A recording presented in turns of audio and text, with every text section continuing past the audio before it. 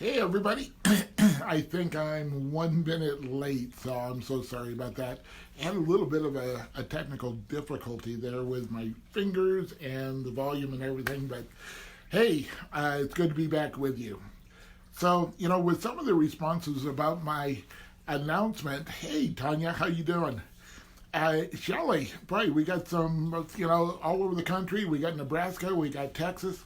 Um, but the topic today stirred a little bit of the chuckling. And what am I going to be talking about with the title, Do You Poop in Clean Water? And, it is a kind of a funny topic. And most of you know that I write topics to get attention.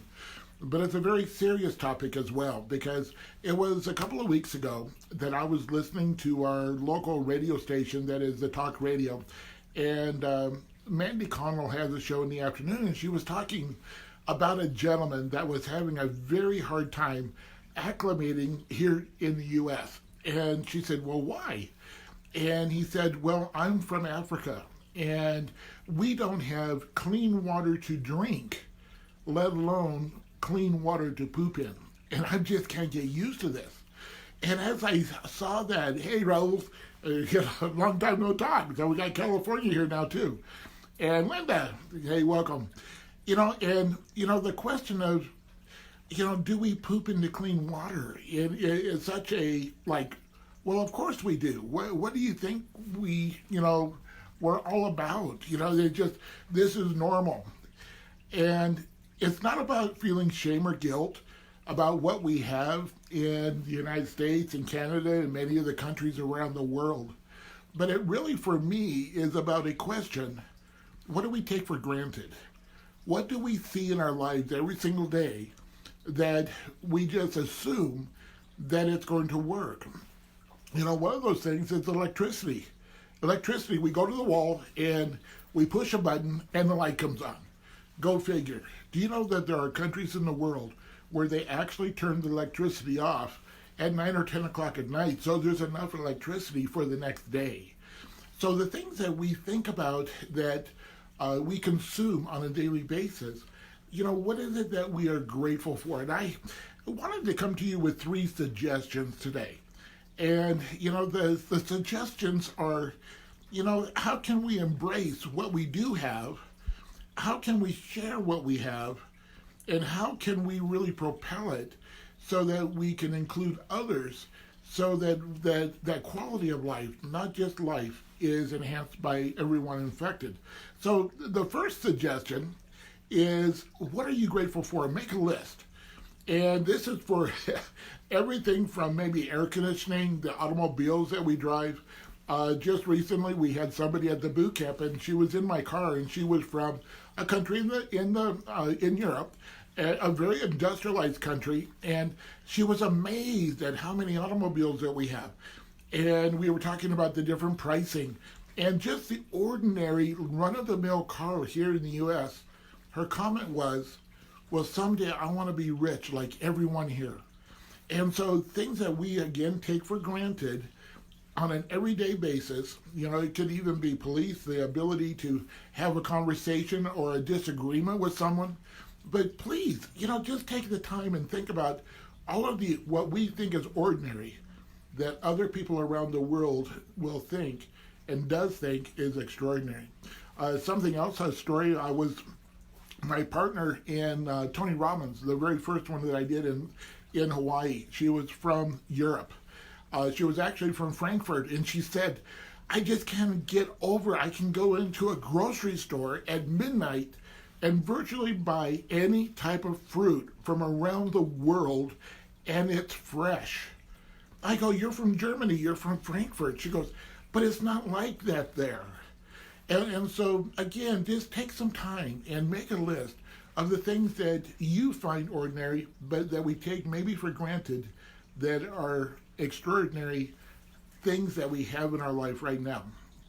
The second thing is going to sound a little weird, but you're kind of used to that from me. I'd like you to go out and make a ton of money by serving others. Now, that part you come to acknowledge from me. But it's go out and make a ton of money just by serving others. It has always been said the number of dollars that we receive is directly proportional to the number of people that we serve and help. But what it does, it also gives us discretionary dollars. We get requests probably weekly about a cause or a family or something around the world that we would love to be able to support financially. But how many times have we said to ourselves, well, I would if I had the money. So let's go out and do that, because I truly believe that we live in a land of abundance. We live in the land of opportunity, and the ability to create wealth is easier today than it ever has been before, ever. Tanya Waring is on the call today, and she has manifesting mindset. If you don't know Tanya, reach out to her. It's really about being in a position of receiving. And if you don't know what that looks like or how to really do that, please reach out to me. Even if I'm not the solution, I'd love to be the conduit to the solution.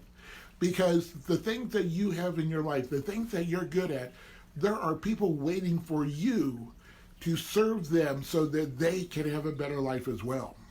So make a lot of money. And, as a financial planner in my old days, I'm a recovering financial planner. What was really funny to me is people said, I don't want to make a lot of money because I have to pay a lot of taxes. Well, that's not necessarily true either. But the idea here is we think we have to lose something to receive something. And in reality, that we're taking in that which we need, that which we want to provide for our families, and then we can release the rest of that to those that we want to impact and to touch. So make a lot of money. And then number 3 is go make a difference. Make a difference in somebody's life. And it may not be around money. It may be around having a lunch. Maybe it's about recognizing someone.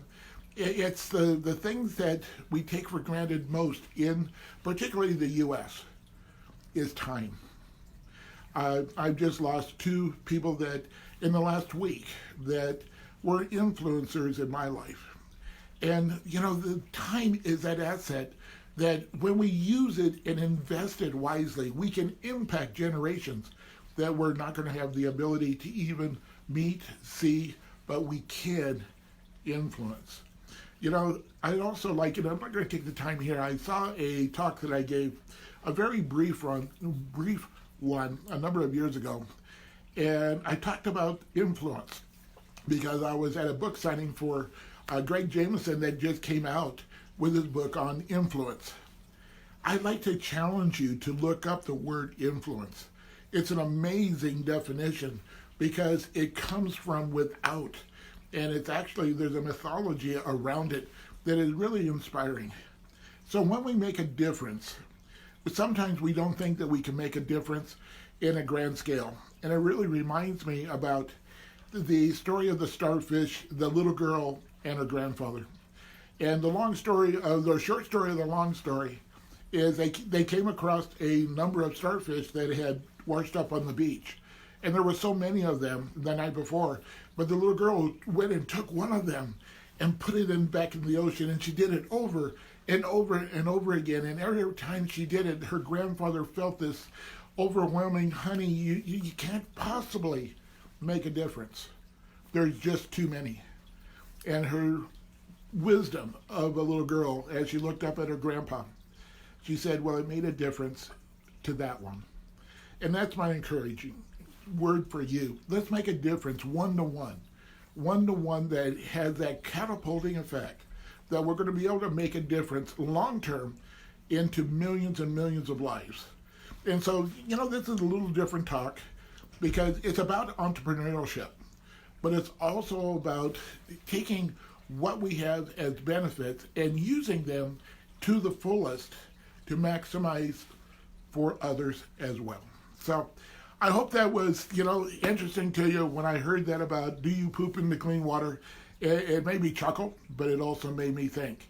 So with that, I will see you on the next Facebook Live. I'd love your comments, and reach out. If we're not connected on Facebook here, please reach out. I'd love to connect with you. And again, if you have any questions, even if I'm not the solution, and I know that a lot of times I'm not, I'd love to be the connection to the solution. So with that, have a great day, and we'll talk to you soon. Bye-bye.